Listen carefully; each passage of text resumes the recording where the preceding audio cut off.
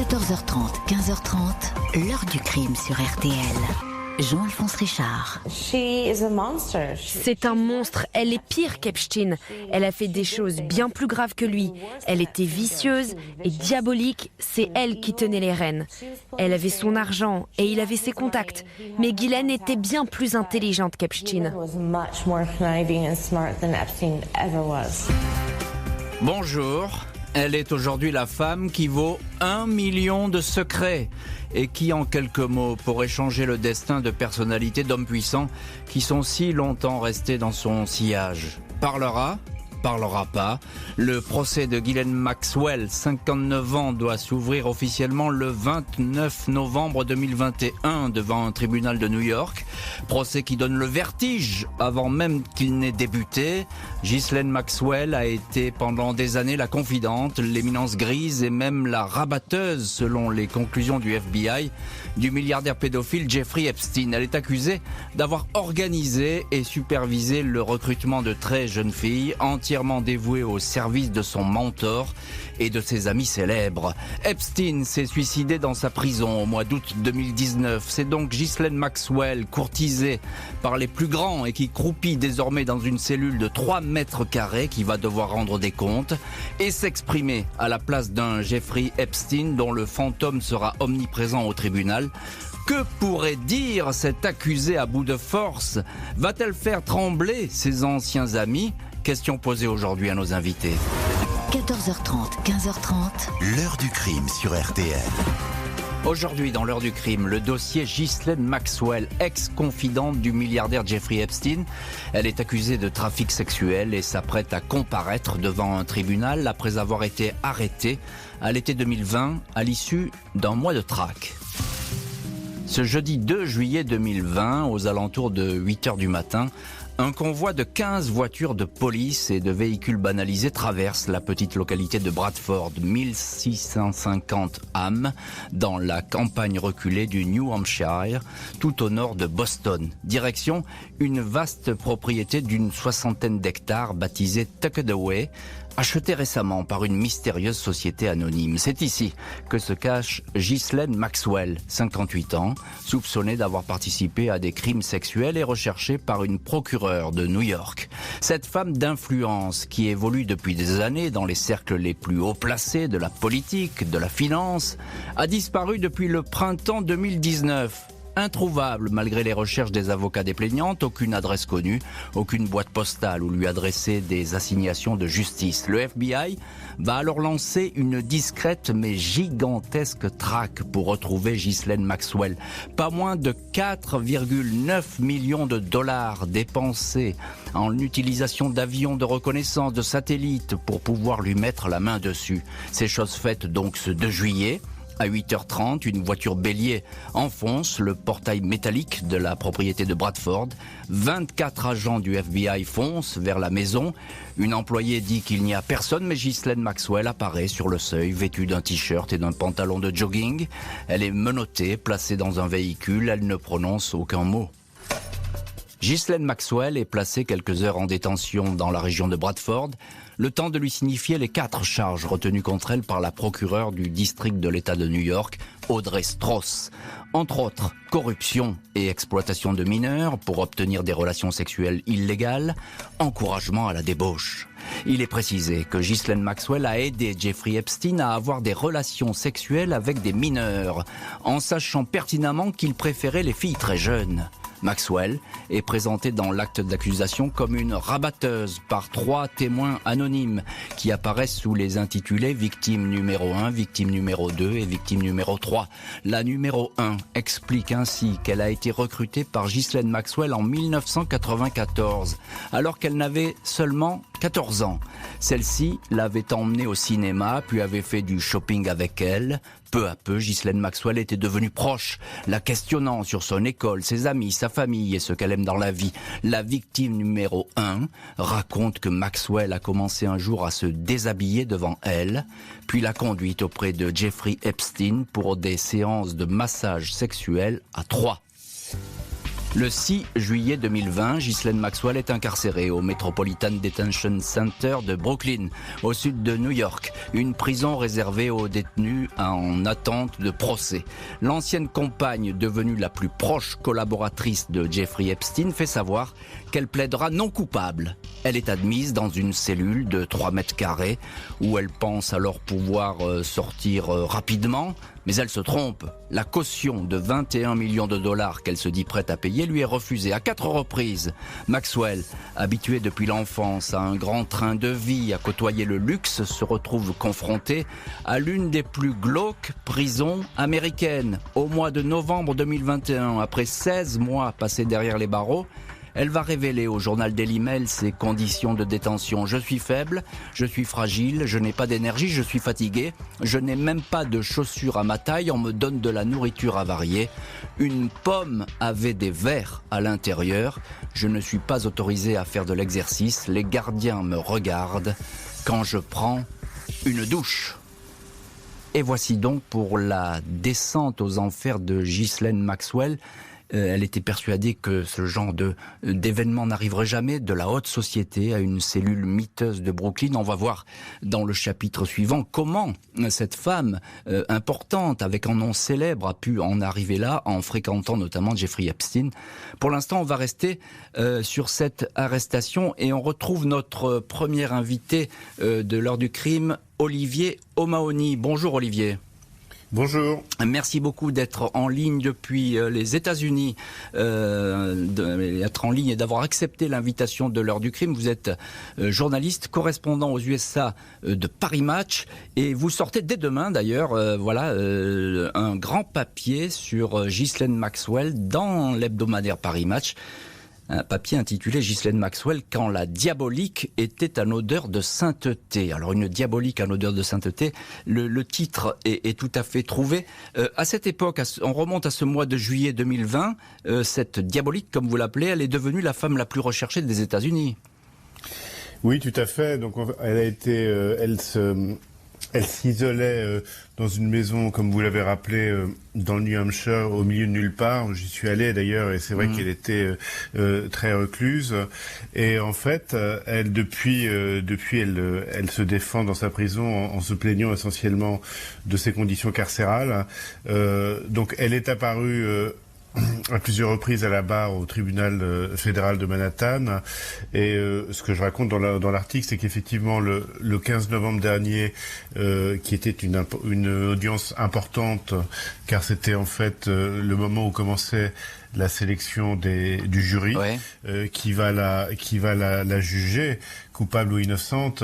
Ce jour-là, c'est la première fois qu'on l'a vue en tenue civile et elle était extrêmement détendue. Donc elle souriait, elle riait avec ses avocats et ça a créé une sorte de stupéfaction dans la salle d'audience. Un petit peu de malaise sûrement parce que effectivement ces conditions de détention, on va en reparler d'ailleurs dans quelques minutes, paraissent assez difficiles. En quelques mots, Olivier O'Mahony, à quoi elle ressemble, Ghislaine Maxwell? Vous l'avez vue là Oui, elle ressemble effectivement elle n'a pas énormément changé. Elle a certainement maigri par rapport aux photos de l'époque, mais elle ressemble à la Ghislaine Maxwell qu'on connaît sur les photos, etc. Exactement, oui. C'est ça. Sûr, il n'y a pas de modification particulière. Encore un mot, Olivier O'Mahony. Ghislaine Maxwell, c'est pas n'importe qui. Elle porte un nom, je l'ai dit, qui est hautement célèbre et même sulfureux. C'est ça. Son père, Robert Maxwell, était donc le fondateur d'un empire de presse. Elle était extrêmement connectée avec tout le Gotha de Londres et aussi américain. Et en fait, elle a évidemment très mal vécu la mort de son père dans des conditions troubles. Et donc, elle a été obligée de s'exiler à New York, où là, elle était fauchée, comme elle l'a dit, comme elle le disait à l'époque. Et elle a rebondi grâce à Jeffrey Epstein. Jeffrey Epstein, effectivement, qui l'a pris sous son aile et qui va en faire un petit peu son éminence grise. Elle ne va cesser d'être dans son sillage et dans son ombre. On va rester pour l'instant à cette arrestation et à ce placement en détention d'une femme qui jusqu'à présent vivait exclusivement dans le luxe et qui se retrouve donc, je l'ai dit, dans cette prison assez glauque de New York. Et on a en ligne également notre deuxième invité, maître François Zimmeré. Bonjour maître. Bonjour Monsieur Richard. Merci beaucoup d'avoir accepté l'invitation de l'heure du crime. Vous faites partie, avec votre consoeur Jessica Finel, des avocats de la famille Maxwell. Alors je le précise, c'est pas sur le fond du dossier, mais sur les conditions de détention de Ghislaine Maxwell. Et vous nous parlerez d'ailleurs un peu plus tard de l'action que vous avez intentée sur le sujet auprès de l'ONU. Vous avez étudié de près ce dossier de détention de Ghislaine Maxwell. À quoi elle ressemble justement cette détention ? Elle est dans un régime de détention particulièrement dur que même certains magistrats ont considéré comme très déshumanisante. Elle est à l'isolement, c'est-à-dire que non seulement elle est incarcérée, mais elle n'a pas de contact avec les co-détenus, très très peu de contact avec l'extérieur, y compris sa défense. Elle est surveillée jour et nuit. Tous les quarts d'heure, vous avez une torche qui lui agresse les yeux et elle ne peut pas dormir, donc sa santé s'en ressent évidemment. Elle a 7 fouilles corporelles par jour, une nourriture qui est à la limite de la décence. Bref, elle est dans des conditions très dures qui ont d'ailleurs été dénoncées par des ONG, par des magistrats qui se sont déjà plaints de cette prison. Mais au-delà du fait que ce sont des conditions difficiles, il faut s'interroger sur le fait qu'elle soit détenue alors qu'elle n'a pas été jugée. Moi, ce qui me frappe, c'est que on a quelqu'un qui devrait être présumé innocent et qui est présenté comme coupable, qui est perçu comme coupable et qui est traité comme coupable avant même qu'on ait entendu le son de sa voix et sa version. Ghislaine Maxwell n'a pas d'autre choix que d'attendre le procès qu'on lui intente pour toute une série de crimes sexuels commis par celui qu'elle a longtemps accompagné, Jeffrey Epstein, crime auquel elle aurait participé. En ce mois de novembre 1992, Ghislaine Maxwell, alors âgée de 31 ans, est à bord du Concorde, entre Londres et New York, en compagnie d'un financier que le grand public ne connaît pas, Jeffrey Epstein. Ghislaine Maxwell, en revanche, porte un nom célèbre et qui sent le soufre. Un an auparavant, elle a perdu son père, le baron des médias anglo-saxons Robert Maxwell, mystérieusement tombé à l'eau au large des îles Canaries. Accident ou meurtre, on ne saura jamais. Maxwell laisse derrière lui un retentissant scandale financier. Il puisait dans les fonds de pension pour bâtir sa fortune. Il sera, après sa mort, surnommé l'escroc du siècle. Les Maxwell sont ruinés, mais Ghislaine, la fille préférée, est bien décidée à renouer avec la fortune. Elle séduit l'Américain Jeffrey Epstein, homme parti de rien, qui gagne désormais beaucoup d'argent. Ghislaine est son amante, rêvant un mariage qui n'arrivera pas et surtout une conseillère des plus avisées. C'est elle, grâce à ses relations et son carnet d'adresses, qui lui donne accès à la haute société et au cercle de pouvoir. Le couple est l'un des plus en vue du moment, une vie de milliardaire entre un immeuble de New York, l'immense Ranch Zorro au Nouveau-Mexique, un tout aussi gigantesque appartement avenue Foch à Paris, et puis Little St. James, un caillou des îles Vierges qui sera baptisé l'île aux pédophiles. Au fil des années, Ghislaine Maxwell semble prête à tout pour satisfaire cet homme qu'elle aime, admire et redoute. Elle n'a aucun tabou sur le plan sexuel. Elle est à son service pour satisfaire son appétit de très jeune fille. Selon des témoins, Ghislaine Maxwell va ainsi rechercher partout, près des écoles, dans des clubs et des salons de massage, de jeunes femmes qui pourraient être au goût de Jeffrey.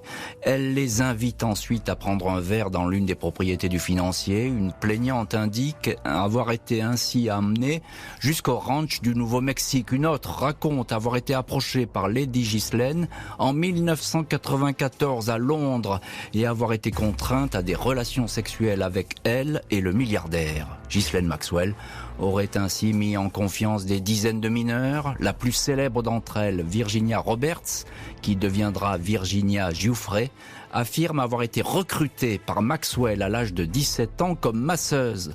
Dans une plainte, elle décrit Ghislaine Maxwell comme la co-responsable d'un vaste réseau de trafic sexuel. Malgré la multiplication des témoignages, Ghislaine Maxwell ne va cesser de répéter qu'elle n'était pas au courant des frasques sexuelles imputées à Jeffrey Epstein. En 2008, alors que celui-ci a failli tomber une première fois en Floride pour incitation à la prostitution de dizaines de mineurs, elle prend ses distances.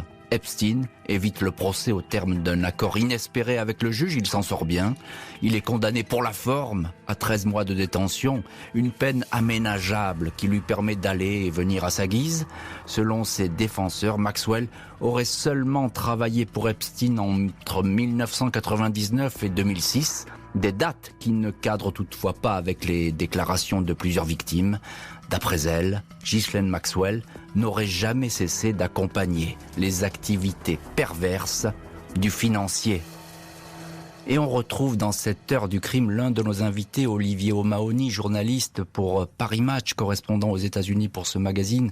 Et Olivier, vous sortez demain, je le précise une nouvelle fois, un grand papier sur le cas Ghislaine Maxwell. C'est plus qu'un couple, Maxwell et Epstein, c'est vraiment, on peut parler d'une attraction fatale entre les deux. Oui, alors c'est effectivement ce que nous raconte Christina Oxenberg, cette amie de Ghislaine Maxwell, qu'il a connue à cette époque-là et qu'il a vu qui les a vus ensemble. Alors selon elle, c'était une relation beaucoup plus professionnelle que sentimentale, mais clairement, selon elle, toujours Ghislaine travaillait au service de Jeffrey avec un espèce de pacte faustien, donc Jeffrey la finançait, parce qu'il faut savoir qu'effectivement à son arrivée aux États-Unis, Ghislaine n'avait pas un sou, elle vivait dans un petit studio dans l'Upper East Side de Manhattan, et tout d'un coup, l'année d'après, Christina la retrouve dans un grand appartement, toujours dans le même quartier, à côté de du grand hôtel particulier de Jeffrey Epstein, et donc tous les deux, c'était effectivement un couple un peu maudit qui était très bling bling, qui évoquait le jet privé, toujours du name dropping, des gens connus, etc. Alors Olivier, ça va effectivement vite, cette ascension de Ghislaine Maxwell. Alors, elle se refait, si je puis dire, une fortune après la mort de son père qui était milliardaire. Vous dites, il l'a financé. Elle est prête à tout pour le satisfaire. Et il a un insatiable appétit sexuel, Jeffrey Epstein. Oui, alors effectivement, elle est prête à tout. Elle raconte justement à son amie Christina Oxenberg que il a besoin d'avoir trois orgasmes, comme elle dit, par jour, et que ça a été prouvé par les plus grands docteurs qui lui ont fait ce diagnostic. Donc c'est ce qu'elle dit à l'époque autour d'elle, à cette amie Christina et à d'autres. Ça a été effectivement raconté également par certaines des victimes présumées du pédophile Jeffrey Epstein. Donc effectivement, et elle, d'après les accusés, était là pour justement lui procurer tout ce dont il avait besoin. Et les victimes le disent, hein, elle est omniprésente. Voilà. C'est très important. Elle est omniprésente, Ghislaine Maxwell. Les victimes disent que c'était la maîtresse de maison, c'est-à-dire que c'est elle qui organisait tout. Et elle était aux petits soins pour Jeffrey, elle essayait aussi de le séduire, même en suivant en étant toujours bien apprêtée, toujours mince, etc. Elle était vraiment à son service. À son service. Maître Zimré, on entend ce que dit Olivier O'Mahony, cette espèce de soumission de Ghislaine Maxwell à son mentor, à son maître presque, et puis ces victimes qui accusent en cascade. Il y a beaucoup d'accusations contre Ghislaine Maxwell. Les accusations contre elle sont graves et elle doit pouvoir y répondre et le faire sereinement. Mais quand vous avez 50 livres contre vous, des dizaines de podcasts et de documentaires, des milliers d'articles et de presse qui vous dépeignent comme coupable, et un procureur qui vous présente comme coupable alors même que vous n'avez pas été jugé, vous vous présentez devant la justice avec le poids d'une accusation lourde et sérieuse contre vous. Donc, en fait, elle n'est absolument pas traitée comme une innocente, comme une présumée innocente, et elle n'est pas perçue comme une présumée innocente. C'est pour ça qu'on s'interroge sur la possibilité même d'un procès équitable. Vous savez, le principe de la justice, c'est quand même la balance. peser le pour, le contre, et ça suppose un procès juste et équitable. Mais là, dans un cas, quand quelqu'un a été présenté à des centaines de millions de spectateurs comme coupable et même archi-coupable, je pose la question, comment peut-on le juger dans le respect de la présomption d'innocence? Alors c'est effectivement une vraie question. C'est vrai, Olivier O'Mahony, les témoins à décharge aujourd'hui pour Ghislaine Maxwell, ils sont très peu nombreux. Il y a quasiment il y a un mur d'accusation contre elle. Il y a un mur d'accusation, mais le problème, c'est qu'effectivement, c'est que ce sont des accusations qui sont anciennes. Et donc, ce que va faire Ghislaine Maxwell au tribunal, c'est qu'elle va essayer de démonter la véracité, de décrédibiliser, en fait, les accusatrices. Donc, elle a déjà fait appel à une psychologue qui s'appelle Elisabeth Loftus, qui interviendra comme témoin pour sa défense, et qui dira que à l'époque les mémoires, la mémoire qu'on garde d'événements aussi anciens peut être influencée par les faits actuels. Donc ça va être la ligne de défense de Ghislaine Maxwell, donc décrédibilisée. Oui, c'est ça, c'est qu'on va s'attaquer aux victimes, c'est la seule voie possible pour elle pour essayer de s'en sortir. Exactement. Malgré son éloignement d'Epstein, l'avocat des victimes ne va cesser de la considérer comme l'élément central de ce réseau sexuel chez les riches. Il va tout faire alors pour la retrouver et la rattraper. En ce mois de juillet 2010, maître Bradley Edwards, qui défend plusieurs plaignantes d'Epstein, espère bien pouvoir le faire rejuger, en compagnie cette fois de Ghislaine Maxwell. L'avocat répète que Maxwell est le pion le plus important sur l'échiquier Epstein. La seule femme qui, malgré les apparences, dit-il, traitait d'égal à égal avec cet homme. Maître Edwards souhaite obtenir une déposition de Ghislaine Maxwell, mais celle-ci se dérobe. Elle prétexte la maladie de sa mère pour partir en Angleterre. Un mensonge, elle apparaît au même moment avec les Clinton, invités à l'anniversaire de leur fille Chelsea. Il va falloir attendre 6 ans et l'insistance de Virginia Giuffre, la plus connue des victimes, pour que Maxwell témoigne devant des juges. Chose faite, les 22 avril et 22 juillet 2016, elle proteste de son innocence. À propos des séances de massage pratiquées par des adolescentes, elle répond « Je ne sais pas de quoi vous parlez ». Elle ne se souvient pas d'avoir vu des sextoys chez Epstein, elle n'a jamais pratiqué de massage, elle n'était pas au courant des activités sexuelles de Jeffrey, etc., etc. Autant de déclarations qui seront finalement considérées comme des parjures. À partir de cette déposition, la traque s'amplifie. Outre le recrutement de jeunes filles, Ghislaine Maxwell est soupçonnée d'avoir mis en rapport une cohorte de personnalités avec Jeffrey Epstein, des hommes connus, profitant de séjours dans ses diverses résidences, se déplaçant dans ses avions privés en Europe et sur l'île de Little St. James. L'ancien président des États-Unis, Bill Clinton, a fait partie des invités du financier. Maxwell avait aussi ses entrées chez le prince Andrew d'Angleterre, accusé de rapports sexuels forcés par Virginia Giuffre à la fin du printemps 2019, le 6 juin. Et alors que la justice américaine vient tout juste de rouvrir le dossier Epstein, Ghislaine Maxwell rencontre le prince Andrew à Buckingham Palace. Le prince, sans convaincre, évoquera une rencontre de hasard. Ghislaine Maxwell participe alors à un rallye automobile avec d'autres célébrités, dont Paris Hilton, pour une œuvre de charité. On la voit 4 jours plus tard, 10 juin, en robe rouge à une soirée du Yacht Club de Monaco, puis elle disparaît. 1 mois plus tard, Epstein est arrêté. Une enquête donc qui n'a cessé de monter en puissance en visant Epstein, mais aussi, et c'est nouveau, Olivier O'Mahony, journaliste et correspondant aux États-Unis pour Paris Match, c'est nouveau, une enquête qui désormais se tourne vers Ghislaine Maxwell. Et oui, parce que Jeffrey Epstein est mort et donc... Pas encore à ce moment-là, Olivier. Il va mourir, mais avant même, dès que l'enquête s'ouvre sur Epstein, on met la pression sur elle.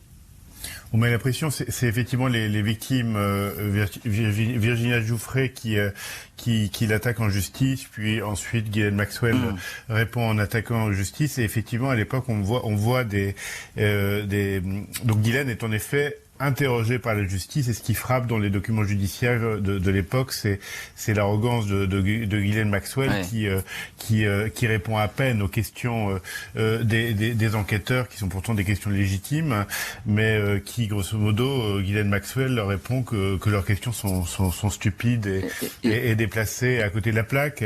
Et je dirais que c'est un petit peu ce qui risque de lui coûter très cher, cette arrogance à la barre, en tout cas. On va lui reprocher effectivement ses propos, on va même dire qu'elle a menti, que c'est un parjure. Voilà. Et alors il y a ces liens avec des personnalités, elle a un énorme carnet d'adresses, et on cite toujours Bill Clinton, évidemment le prince Andrew. Elle fait le trait d'union entre Epstein et notamment Clinton, qui apparemment a beaucoup voyagé avec Epstein. Oui, alors évidemment, Clinton dit qu'il a voyagé que 4 fois avec Epstein et que donc il minimise énormément ses relations avec lui.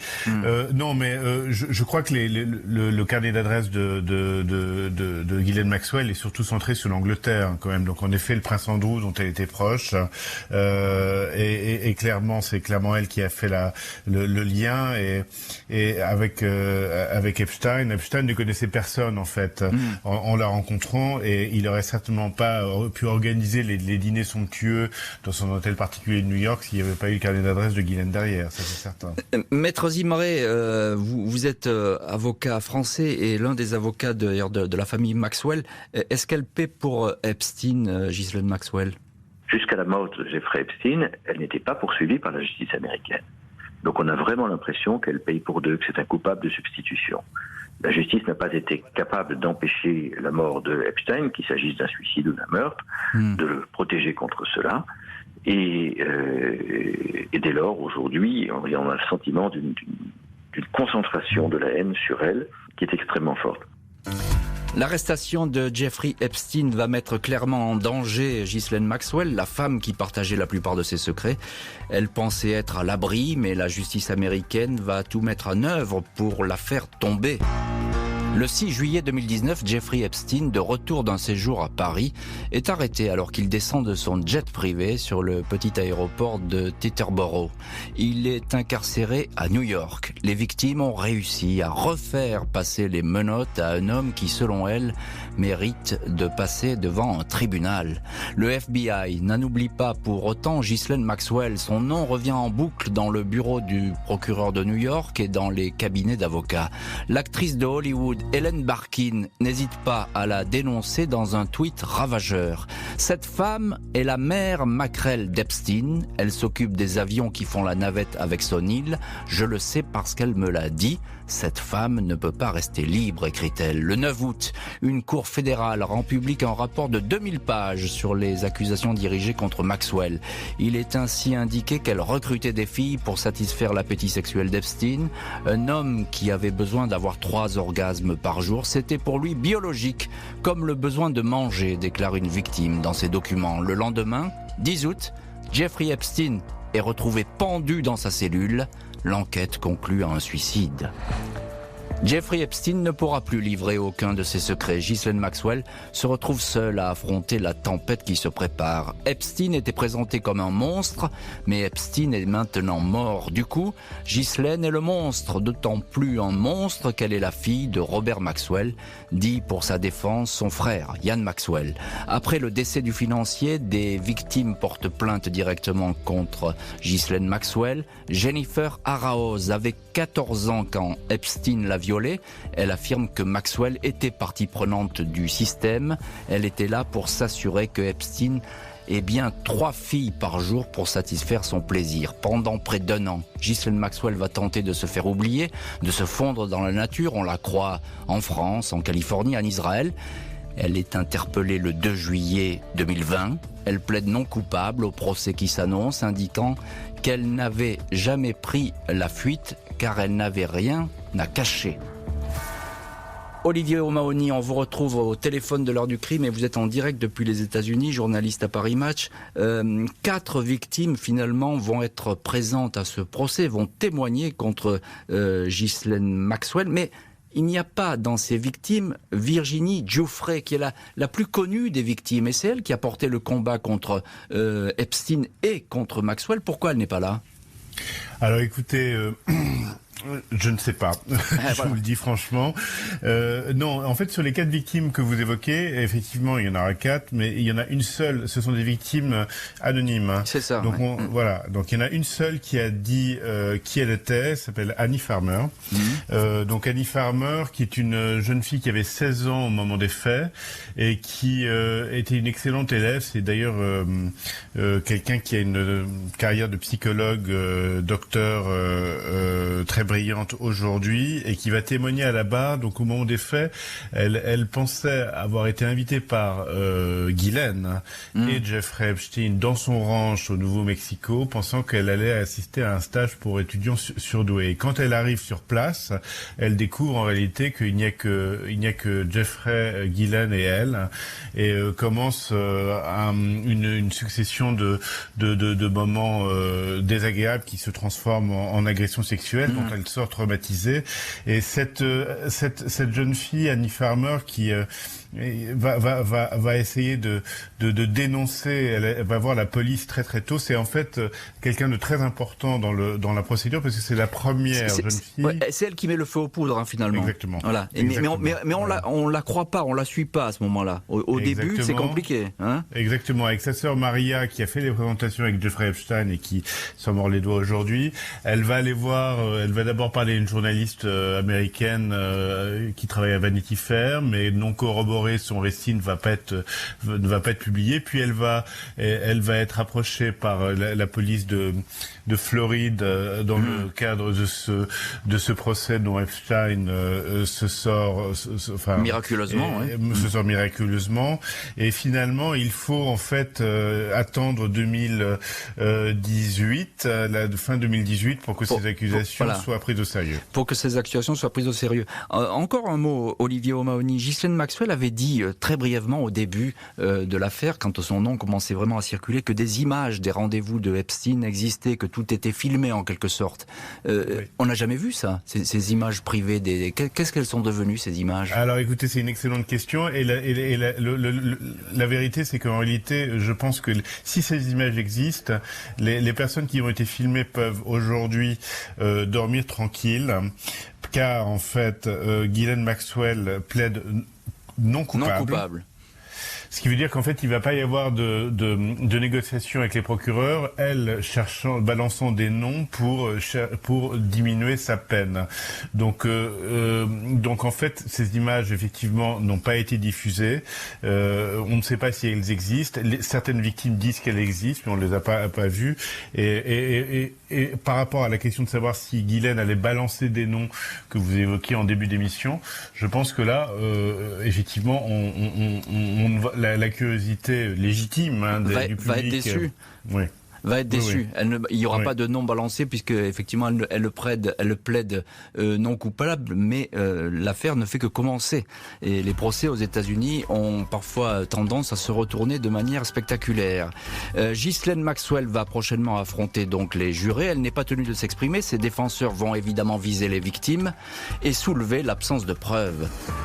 Le lundi 29 novembre 2021, Ghislaine Maxwell, 59 ans, est attendue devant le tribunal criminel de Manhattan. Ces derniers mois, cette femme, qualifiée de mère maquerelle par les victimes d'Epstein, n'a cessé de dénoncer le manque de temps pour préparer avec ses avocats les audiences à venir, qui devraient s'étendre sur 6 semaines.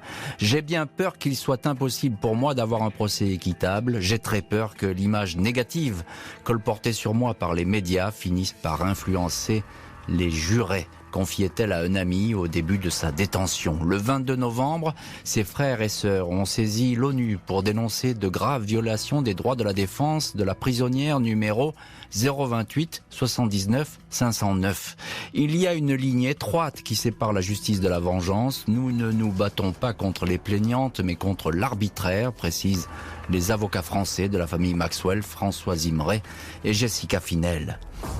Ghislaine Maxwell plaide non coupable, elle n'est pas tenue de prendre la parole lors des audiences, sauf si elle le désire expressément. Ses avocats américains font savoir qu'elle est innocente et qu'elle ne reconnaît aucun des faits qui lui sont imputés.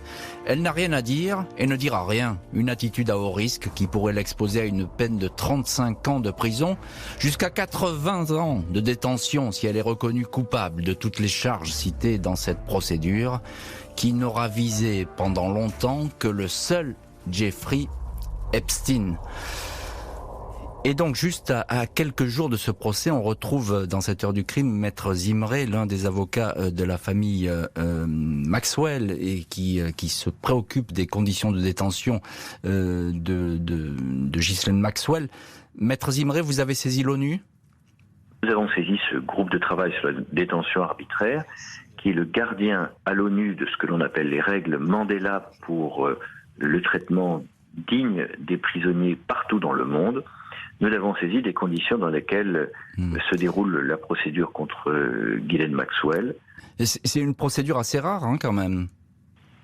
Oui, c'est une procédure assez exceptionnelle. Les experts des Nations Unies, qui sont de très hauts magistrats, rendent moins d'une centaine d'avis par an pour le monde entier. Est-ce que ça peut avoir une conséquence sur le procès, cette action ? Le fait que nous ayons saisi cette haute autorité maintenant, je l'espère, va attirer l'attention des autorités de poursuite américaines sur la nécessité enfin de respecter sa présomption d'innocence et de faire en sorte que sa voix soit entendue. Personne n'a entendu le son de sa voix. Dans tous les documentaires, dans toutes les séries que vous avez pu voir, il n'y a pas sa propre version. Eh bien, il est temps maintenant qu'elle puisse répondre des accusations graves qui sont formulées contre elle et le faire sereinement face à des jurés qui l'écoutent dépourvus de tout préjugé. Donc vous nous le confirmez, maître, elle va parler à son procès ? À son procès, elle parlera certainement, mais ce qui est important, c'est qu'elle puisse être écoutée par des oreilles dépourvues de tout préjugé. Et c'est ça le sujet. Alors Olivier O'Mahony, on entend maître Zimré, elle va parler, mais c'est pas sûr qu'elle fasse des révélations, c'est ça ? Pas sûr qu'elle fasse des révélations, mais par contre, ça veut pas dire que elle va être condamnée à coup sûr. Moi, je pense que le problème aux États-Unis, si vous savez, c'est de convaincre les jurés. Le jury. Et oui, donc ils seront 12, et il faut l'unanimité. S'il y a un doute, eh bien, elle ne sera pas convaincue. Elle sortira du tribunal libre. Alors ça va être le sacré boulot des avocats, hein ? Ça va être le boulot des avocats. Là où Harvey Weinstein a échoué, les avocats, Ghislaine Maxwell peut très bien réussir, simplement en décrédibilisant, effectivement, en sémant le doute. Le problème de Ghislaine Maxwell, le problème, ou plutôt son avantage, c'est qu'en fait, elle a été très très discrète, ce qui veut dire qu'on ne sait pas grand-chose en fait sur sa vie. Et il y a beaucoup de zones d'ombre qui rendent finalement le travail des procureurs pas évident pour convaincre les jurés sans qu'ils aient le moindre doute sur sa culpabilité ou le rôle qu'elle a joué dans les crimes dont on l'accuse. Oui, encore une question, Olivier O'Mahony. À supposer qu'elle soit condamnée, pourquoi pas ? On peut l'imaginer comme ça, qu'elle soit condamnée. Le vent risque de tourner après, parce que si elle n'a rien dit à ce procès, à supposer qu'elle prenne au moins 30 ans de prison, peut-être elle changera d'avis et peut-être il y aura d'autres révélations qui vont venir. Puis les avocats vont pas la lâcher comme ça.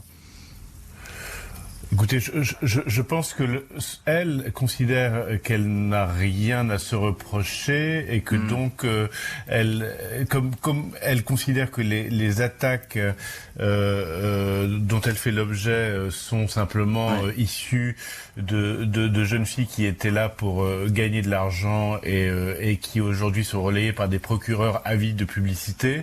Donc pour l'instant, sa défense, c'est vraiment ça. Hein. C'est le silence, sa défense, pour l'instant. Merci beaucoup Olivier O'Mahony et maître François Zimré d'avoir été les invités de l'heure du crime aujourd'hui. Merci à l'équipe de l'émission, Justine Vignot, Marie Bossard à la préparation, Boris Pirédu était à la réalisation. L'heure du crime, présentée par Jean-Alphonse Richard sur RTL. Sur RTL, c'est déjà Noël. Retrouvez les plus belles chansons de Noël sur la web radio de Noël de RTL. La web radio de Noël de RTL est disponible sur l'appli RTL et RTL.fr.